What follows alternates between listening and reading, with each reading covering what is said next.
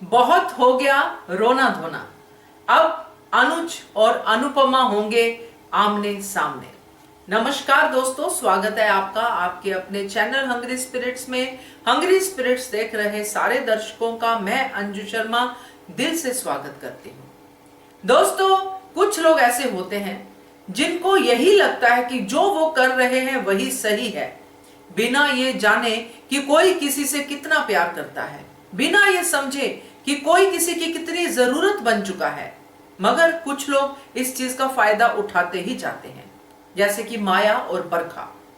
इस पूरे के पूरे एपिसोड में माया और बरखा अपनी ही दुनिया में घूम रही हैं, बिना ये सोचे समझे कि अनुपमा और अनुज का प्यार कितना पक्का है। तो दोस्तों, आज इस बात का सबूत इस कड़ी में हमें मिल गया जब हमने देखा अनुज के बारे में अनुपमा को बात करते हुए अकेले में। तो चलिए बात करते हैं। पहले वही निवेदन, जिन्होंने अभी तक चैनल को सब्सक्राइब नहीं किया है कर लीजिए, साथ में दोस्तों बेल आइकॉन दबाइएगा ताकि आपको हमारे वीडियोस की नोटिफिकेशन मिलते रहे।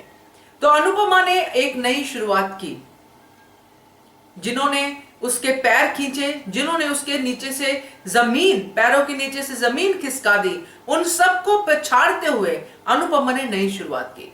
इतने बड़े झटके के बाद भी एक ऐसा बेटा जो हमेशा अनुपमा के साथ रहा, अपने पिता को पिता नहीं कहा क्योंकि पिता ने अनुपमा के साथ बुरा किया।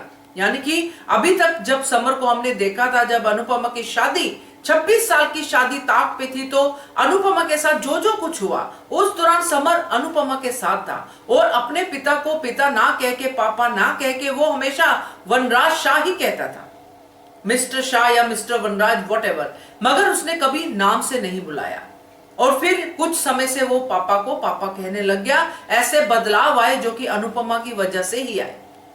तो खैर, ये वाला समर जो आज हम देख रहे हैं, जिसने आज अपनी मां के साथ इतना बुरा किया कि कोई क्या करेगा। हंसती खेलती आई थी अनुपमा एकेडमी में, हंसते खेलते सब बच्चे उसको ज्वाइन कर रहे थे, जिसमें कि वो बच्चे भी शामिल थे जिन्होंने सिर्फ अनुपमा को आंसू ही दिए थे, यानी कि तोशु और पाखी।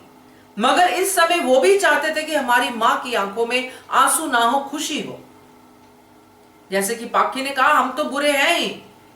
मगर दोस्तों, समर जिसने आज तक अपनी मां के आंसू पहुंचे, उसको अपनी मां को अपनी ही एकेडमी से रोते जाते देख के भी बुरा नहीं लगा, या फिर बुरा लगा सिर्फ इतना ही कि मां रोते जा रही है। मगर उस बुरे के ऊपर डिम्पी का प्यार इतना हावी था कि उसको इतना भी बुरा नहीं लगा कि अपनी मां को रोक ले और कहे कि नहीं, ये आपकी एकेडमी है, आपने बनाई है। कल की आई डिम्पी के लिए उसने अपनी मां के आंसू नहीं देखे। ये बात सबको बुरी लगी, पाखी, तोशु, केंजल, सबको बुरी लगी। और यहां पे एक नए ट्रैक की भी शुरुआत हुई, जो डिम्पी और ये समर के शादी का ट्रैक होगा। क्योंकि अब तो अनुपमा भी इस स्पोर्ट में नहीं होनी चाहिए कि समर की शादी डिम्पी से हो, क्योंकि अगर अनुपमा वाकई अपने बेटे का फायदा चाहती है, उसके बारे में सोचना चाहती है कि उसकी फ्यूचर में भलाई हो, समर को समझती है, तो अनुपमा को सबसे पहले कहना चाहिए कि इसकी शादी डिम्पी से नहीं होनी चाहिए। खैर, ये तो आगे आने वाले समय में देखेंगे। मगर यहां पे जब अनुपमा एकेडमी से चली गई, पोस्टर बनाया और पोस्टर बनाते हुए ही दो ही चेहरे उसके सामने आए, छोटी का और अनुज का, क्योंकि ये उसकी फैमिली थी जिसको उसने खुद संजोया था। तो यहां पे जब वो देखती है उनको दोनों को, उसको थम्स अप करते हुए, उसको बेस्ट ऑफ लक कहते हुए, तो मन में ग्रेटिट्यूड, थैंक यू, किसके लिए? अनुज के लिए। ये होता है दोस्तों सच्चा एक इंसान जो कभी किसी का ग्रेटिट्यूड नहीं भूलता है। आज की डेट में अनुज और अनुपमा डिफरेंस दिखाई दे रहे हैं, मगर दिल में डिफरेंस नहीं है। अनुपमा के दिल में अनुज के लिए आज भी वो हिस्सा है कि अनुज ने ही उसको पर दिए थे, और ये बात गलत नहीं है।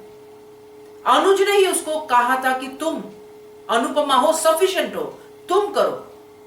हर चीज में अनुज ने उसको बढ़ावा दिया, हर चीज में उसको कहा कि तुम इंडिविजुअल हो, अपनी आइडेंटिटी बनाओ। इसलिए अनुपमा के मन में वो ग्रेटिट्यूड है। और 2 बार उसने कहा I love you Anuj and I love you Kapadia ji. तो यही बातें जब मन से आती हैं तो मन तक पहुंचती ही पहुंचती हैं।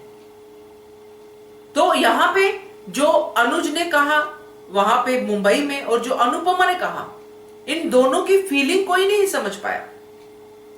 इनके आपस के जो तार जुड़े हैं उनको कोई नहीं समझ पाया, मगर ये दोनों तो समझते हैं। इनको तो पता चलता है कब अनुज अनुपमा का नाम ले रहा है और कब अनुपमा अनुज का नाम ले रही है। वनराज शाह ने जो भी कुछ कहा उसका तो मैं एक अलग से आपसे बात करूंगी वीडियो में, मगर यहां पे इस बात का जिक्र जरूरी है क्योंकि उसका असर अनुपमा पे बिल्कुल भी नहीं हुआ।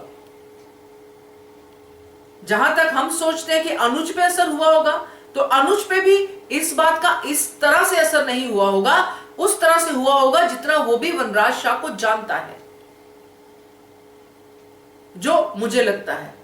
क्योंकि अब जब उसको ये लग गया है अनुज को कि अनुपमा वनराज शाह की नजर में है, अब उसको अनुपमा की चिंता होगी अनुज को। अब अनुज को लगेगा कि फिर से मेरी अनुपमा कहीं उस जंजाल में ना फंस जाए, क्योंकि उसको पता है कि आज भी शाह फैमिली नहीं बदलेगी। जब हालात ठीक हो जाएंगे फिर से अनुपमा पिसेगी, फिर से वो अपनी आइडेंटिटी खो देगी। ये अनुज की थॉट हो सकती है दोस्तों, क्योंकि वो चाहता है कि अनुपमा अपने आप में खड़ी हो, अपने लिए स्टैंड ले। चाहे अनुज दूर है, चाहे अनुज पास है, मगर अनुपमा के लिए उसकी सोच यही है, हर औरत के लिए उसकी सोच यही है। इतना तो उसके कैरेक्टर से क्लियर हो ही गया था। तो अब जब अनुज को यह एहसास होगा कि अनुपमा जो है वनराज की नजरों में है, यानी कि एक गिद्ध जो अनुपमा पे नजर गड़ाए बैठा है, उसकी इंटेंशन अभी तक क्लियर नहीं है, अच्छी भी हो सकती है मगर लगता नहीं है। तो ये जो गिद्ध है कहीं मेरी अनुपमा को खा ना जाए, क्योंकि अनुज को भी कहीं ना कहीं अनुपमा के लिए ये फीलिंग है कि मैं उसको प्रोटेक्ट करूं। तो ये जो फीलिंग है जिसको वो अपने गुस्से में उसके में आ चुकी है, जैसे अनुज पहले था एक जो योद्धा की तरह लड़ने चला जाता था अनुपमा की प्रोटेक्शन में, वही हमने कमिंग अप में देखा है। चीजें उठा के फेंक रहा है, मार्केट में घूम रहा है, और वहीं पे आके जो फ्रेंड है देविका वो आके बताएगी। और अब जैसे इधर अनुपमा ने अपनी एकेडमी शुरू की है, क्योंकि उसके साथ उसकी मां है, भाई है, और किसी की जरूरत ही क्या है अभी, इसीलिए उसने वहीं से शुरुआत की, उसी घर से जिस घर में वो पैदा हुई। तो कौन रोकेगा अनुपमा को? अब चाहे अनुज वापस भी आए, मगर अनुज के साथ अनुपमा इतनी जल्दी जेल नहीं होगी, क्योंकि अनुपमा जब कोई बात करती है तो उसमें वजन होता है, उसमें बकायदा बात होती है। तो अब ये आगे होगा, मगर इतना जरूर है कि देविका के कहने पे और बाकी जो माहौल हम देख रहे हैं उसके हिसाब से अब अनुज और अनुपमा आमने सामने जरूर आएंगे।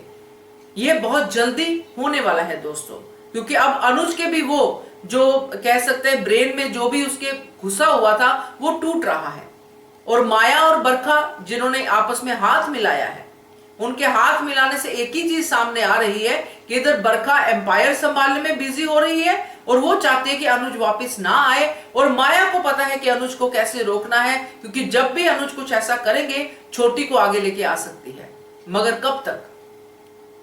अल्टीमेटली छोटी को अगर अनुज इतना भी बेवकूफ नहीं है कि छोटी की वजह से वो इतनी देर तक वहां पे रुका रहे, क्योंकि छोटी से तो वो अकेले में मिलने ही नहीं दे रही है माया।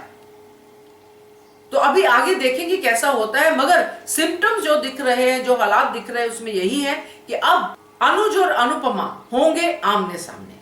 क्या कहते हो आप इसके बारे में कमेंट करके बताइएगा। देखते रहिए channel hungry spirits. Thank you so much.